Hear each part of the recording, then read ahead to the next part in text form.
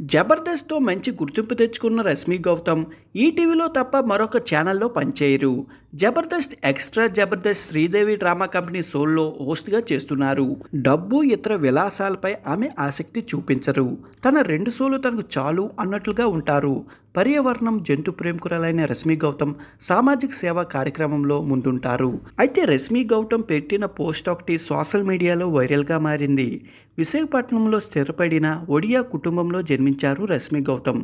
దివంగత ఉదయ్ కిరణ్ హీరోగా వచ్చిన హోలీ చిత్రంలో కమిడియన్ సునీల్కు జంటగా కనిపించారు.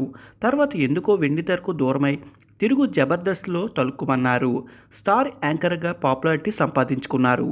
తర్వాత కరెంటు, బిండాస్, గుంటూరు టాకీస్, బొమ్మ, బ్లాక్ బస్టర్, బోలో శంకర్, హాస్టల్ బాయ్స్ వంటి చిత్రాల్లో నటించి సినిమాలో ఎంతో బిజీగా ఉన్నప్పటికీ జబర్దస్త్ షో మాత్రం ఆమె విడిచిపెట్టలేదు. ఇక జబర్దస్త్ కమిడియన్ సుడిగాలి సుధీర్తో రష్మి ప్రేమలో ఉన్నట్టు గత కొన్నేళ్లుగా గాసిప్స్ వస్తున్న సంగతి తెలిసిందే. కానీ వీరిద్దరి మధ్య నిజంగా ప్రేమాయణం నడుస్తుందా, అది కేవలం స్క్రిప్ట్ పరిమితమా అన్నది మాత్రం సస్పెన్సే. ఇటీవల తీవ్ర అనారోగ్యానికి గురైన రష్మి గౌతమ్ ఒక సర్జరీ కూడా చేయించుకున్నారు. మూగజీవాల సంక్షేమం కోసం తొలి నుంచి పాటుపడుతున్న ఈ ముద్దుగుమ్మ ఆపదలో ఉన్న కుక్కల గురించి తరచూ పోస్టులు పెడుతూనే ఉంటారు.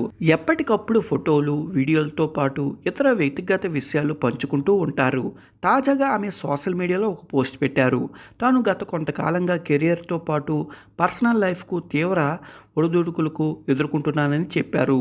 సోషల్ మీడియా మనపై తీవ్ర ప్రభావం చూపిస్తుందని, అందుకే తాను నెల రోజుల పాటు దీనికి దూరంగా ఉండాలని నిర్ణయించుకున్నట్టు రష్మి తెలిపారు.